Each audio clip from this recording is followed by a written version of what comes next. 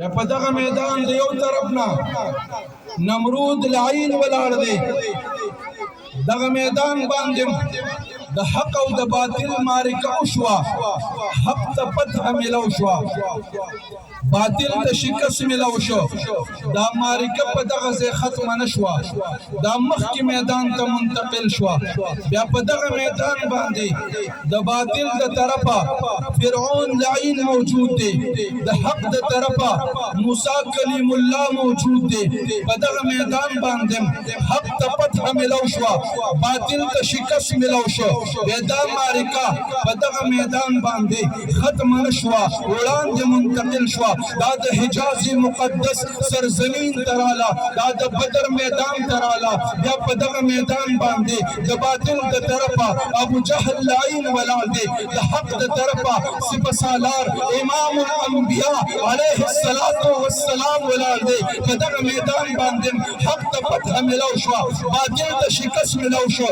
دا معرکه په دغه میدان ختمه نه شوه، دا وړاندې منتقل شوه، دا د یمامه سرزمین تراله. بیا په دغه میدان باندې د باطل د طرفه مسیلمه کذاب ولاړ دی، د حق د طرفه ابوبکر صدیق ولاړ دی. په دغه میدان باندې حق ته فتح ملو شوه، باطل ته شکست ملو شو. دا معرکه بیا په دغه میدان باندې ختمه نه شوه، دا وړاندې منتقل شوه، دا میدان کربلا تراله.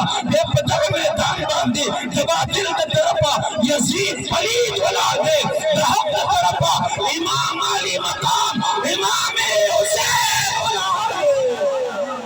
په دغه میدان باندې بیا حق ته فتح ملو شو، باطل ته شکست ملو شو. دا معرکه په هغه میدان باندې ختمه نه شوه، دا وړاندې منتقل شوه، دا میدان ته راورسېده. همدغه میدان ته چې په کوم میدان باندې د باطل د طرفه سلمان تاثیر ولاړ دی، د حق د طرفه غازي ممتاز ولاړ دی.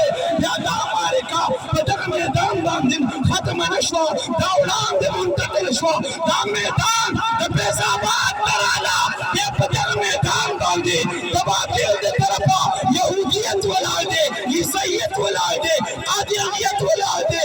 دغه ټول جنګان د یهودو د قادیانانو ولاړ دي، یزیدیت ولاړ دی، د حق د طرفه حسینیت ولاړ دی، د حق د طرفه امیر المجاهدین ولاړ دی. لبیک لبیک یا رسول الله، لبیک لبیک لبیک یا رسول الله، لبیک لبیک لبیک یا رسول الله، لبیک لبیک لبیک یا رسول الله، لبیک لبیک لبیک.